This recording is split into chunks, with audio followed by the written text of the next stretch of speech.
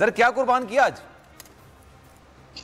नहीं, हमारे यहाँ तो क्योंकि फैमिली में काफी सारे लोग हैं तो गाय और बकरियां सभी होती हैं, और बेसिकली नीयत तो यही होती है कि सबको साथ लेके चलें। और हमारी तो क्योंकि लोग भी काफी काम करते हैं, वो भी फैमिली का हिस्सा है, तो सबकी तरफ से होता है। आई थिंक गुड, जबरदस्त सर। अच्छा सर, ये बताइएगा क्या केसेस चल रहे हैं इस वक्त कोरोना के हवाले से, क्या मामला चल रहे हैं? लोग समझ रहे हैं अभी भी कि नहीं यार अब सब बेहतर है, इम्पोर्टेंट है कि तीसरी लहर थी चली गई, लेकिन और एनसीओसी तो चौथी लहर के आने की बात कर रहा है। जी बिल्कुल, बेसिकली वो तो सही बात कर रहा है ना। और ये तो आपने तो बहुत अवेयरनेस प्रोग्राम्स बाहर होके ठीक नहीं हो जाते, और अभी ये नंबर जो है वो 10% 12% के करीब है। तो ये सिलसिला चलता रहेगा। खासतौर पे जो डेल्टा वेरिएंट इंडिया से आया हुआ है, जिसने इंडिया में तबाही मचा दी है, वो पाकिस्तान में अब फैल रहा है। तो बहुत ज़्यादा अशद ज़रूरत है कि ख्याल रखा जाए, क्योंकि इतनी अभी भी हेल्थ कैपेसिटी कराची में जितने जो कोविड सेंटर्स थे जो ख्याल रख रहे थे, इवन एक्सपो का जो आइसोलेशन सेंटर जो प्रीमियर सेंटर है, तकरीबन अब फुल होने की तरफ जा रहे हैं, और बड़ी परेशानी का टाइम होगा अगर ये और फैल गया तो।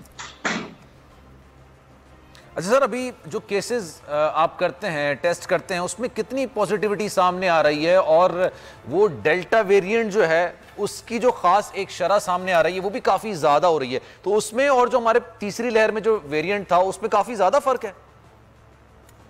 जी बेसिकली ये जो डेल्टा वेरिएंट आ रहा है ना, ये बेसिकली हमारे नॉर्दर्न पार्ट ऑफ कंट्री से आना शुरू हुआ है, और ये नीचे की तरफ आ रहा है, और अब कराची में भी ये आ चुका है। ये डेल्टा वेरिएंट जो इंडिया का वेरिएंट है, अल्फा वेरिएंट जो यूनाइटेड किंगडम का वेरिएंट था, और बीटा जो साउथ अफ्रीका का था, ये तो पहले आए हुए थे।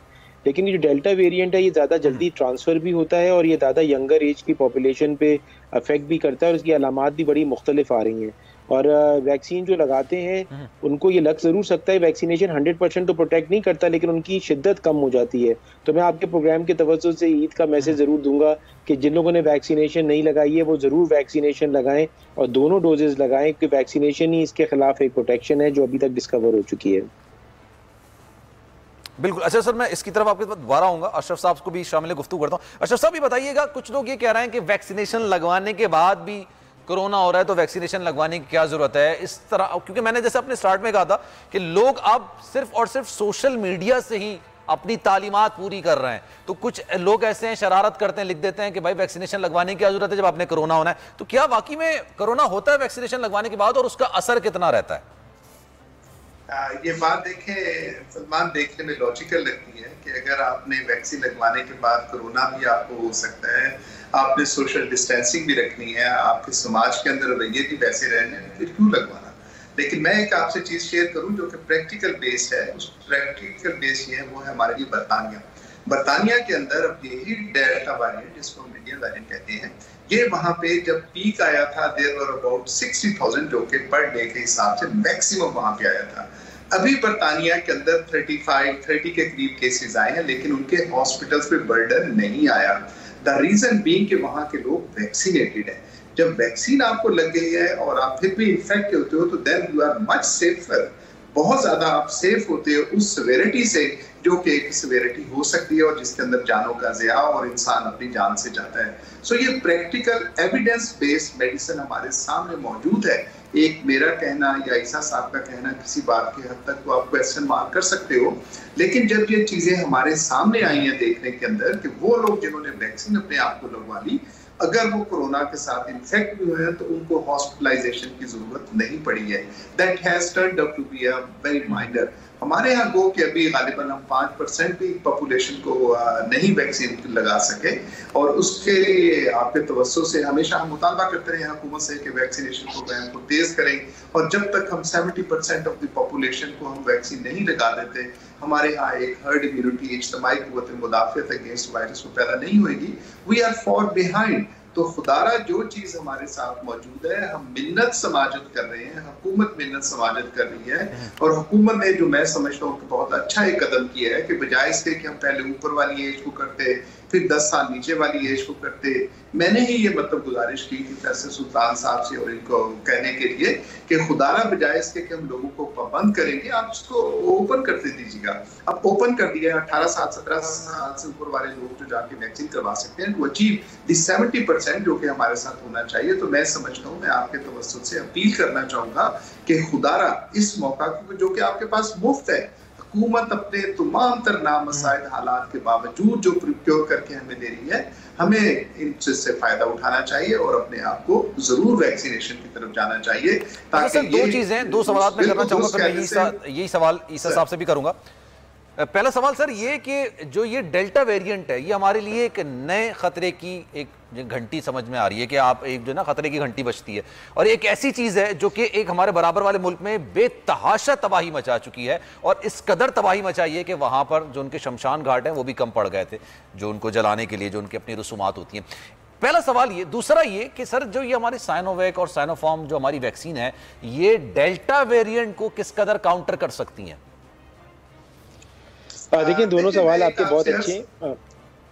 ये जो आपने कहा कि फरहान साहब मैं आपकी तरफ आऊंगा, मैं अशरफ साहब से पूछना चाह रहा हूं। जी मैं आपकी तरफ आऊंगा सर। देखिए मैं एक अर्ज करता हूं कि ये साउथ अफ्रीका के अंदर भी आज हालात अच्छे नहीं है, मतलब इसी के साथ इंग्लैंड के अंदर भी हमारी जो वेरिएंट आई थी, वहां भी इंसानी जिंदगी का बहुत ज्यादा ज़िया हुआ था। हमारे साथ अमेरिका की मिसाल सामने हमें नहीं भूलना चाहिए, स्पेन को नहीं भूलना चाहिए, इटली को नहीं भूलना चाहिए, ये सारी ब्राजील को नहीं भूलना चाहिए। वहां पे जो था एकदम से मतलब ये मुमकिन नहीं था, और बहुत सी जानें हमने वहां पे, कीमती जानें इंसानों की वहां पे गंवाई थी।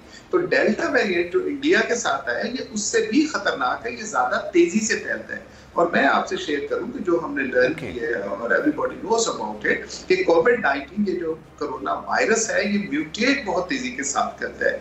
अभी तक लकीली, अब ऐसा कहना, और जैसा मेरे दोस्त फरमा रहे थे और बिल्कुल दुरुस्त कह रहे थे कि कोई वैक्सीन भी आज तक हम जितनी वैक्सीन भी इस्तेमाल करते हैं, इट इज नॉट 100% कि उसके साथ उसको हमें एश्योर करवाता है कि फिर वो बीमारी नहीं आएगी। लेकिन देखने में चूंकि ये आया है कि ये बहुत बेहतर होती है, और हमारे पास देखें सलमान, और ऑप्शन है क्या जब हमारे साथ यही ऑप्शन है। और हम जब ये देखते हैं, चाइना को देखें कि वुहान से जहां से चला था, आज चाइना जिंदगी नॉर्मल गुजार है, और चाइना ने कोई और वैक्सीन तो लगाई नहीं, यही चाइनीज वैक्सीन लगाई थी जो हमारे पास है। तो इस वजह से ये कॉर्पोरेट का भी एक मसला आ गया है कि ये मतलब बिजनेस भी बन गया है कि वैक्सीन की खातिर जो क्वेश्चन मार्क लगा दिए थे, WHO ने जब सारी वैक्सीन को रिकमेंड कर दिया, तो मैं समझता हूँ कि हमें इसके अंदर नहीं पड़ना चाहिए कि आया कि यूरोप या अमेरिका वाली बेहतर होगी, चाइना वाली वैक्सीन नहीं होगी। और हमारे पास बिल्कुल हमें वैक्सीन लगवानी चाहिए, काउंटर करे नहीं करे, हमें वैक्सीन लगवानी चाहिए। हुकूमत इस चीज पर जोर दे रही है। ठीक है फरहान साहब, ये बताइएगा ये साइनोवैक, साइनोफार्म, ये डेल्टा वेरिएंट के लिए किस कदर कारगर साबित होती है? दूसरा, अक्सर लोग ये कहते हैं कि हमने वैक्सीनेशन लगवा ली है, अब हमें मास्क लगाने की जरूरत नहीं है। ये लॉजिक किस कदर सही है या बिल्कुल गलत है? देखिए अशरफ साहब ने बहुत अच्छा समझाया। पहली बात ये कि वैक्सीनेशन तो लगवानी चाहिए। देखें जब हमारे पास अराउंड जो है बीमारियां फैली हुई हैं और कोविड के डिफरेंट वेरिएशंस हैं, तो हमें ये नहीं पता कि सामने वाले का डेल्टा है कि नहीं है। तो पहली बात है कि अगर वो फॉर एग्जांपल वैक्सीनेशन अगर बिल्कुल भी असर नहीं कर रही होती तो भी लगानी पड़ती, क्योंकि और भी वेरिएंट्स घूम रहे हैं। लेकिन इसके साथ साथ मैं ये कहता जाऊंगा कि अब तक जो स्टडीज़ हुई हैं वो ये बताती हैं कि डेल्टा वेरिएंट पे भी ये वैक्सीन प्रोटेक्शन देती हैं, और ये वैक्सीन की वजह से डेल्टा की जो इंटेंसिटी है, जो उसकी शिद्दत है, वो फिर भी कम होती है, जो कि बगैर वैक्सीन वालों के अंदर देखी गई है। तो ये तो कंफर्म है कि शिद्दत को कम करता है और तकलीफ को कम करता है, और जैसे अशरफ साहब ने फरमाया हॉस्पिटलाइजेशन तक नौबत को या वेंटिलेटर की नौबत को ये बहुत कम करता है। और साइनोफार्म और साइनोवैक और जितनी भी चाइनीज़ वैक्सीन हैं, ये जिस तरह से अशरफ साहब ने भी बताया कि वो चाइना में तो यही इस्तेमाल हुई हैं और उसकी वजह से कंट्रोल हुआ है, और पाकिस्तान में भी बहुत अच्छा ये काम हो रहा है और ये चीज़ को कंट्रोल कर रही है। तो डेल्टा वेरिएंट के लिए भी वैक्सीनेशन ही की है और ये लगवानी मैंडेटरी है, ज़रूरत भी है, और गवर्नमेंट को हम सलाम पेश करते हैं और NCOC के इदारे को भी कि जिसने ये पूरी चीज़ें फ्री में वैक्सीनेशन दी। हम प्राइवेट सेक्टर भी नहीं समझता था कि ऐसा हो सकता है। सब्सक्राइब करें और बेल दबाएं ताकि कोई खबर रह न जाए।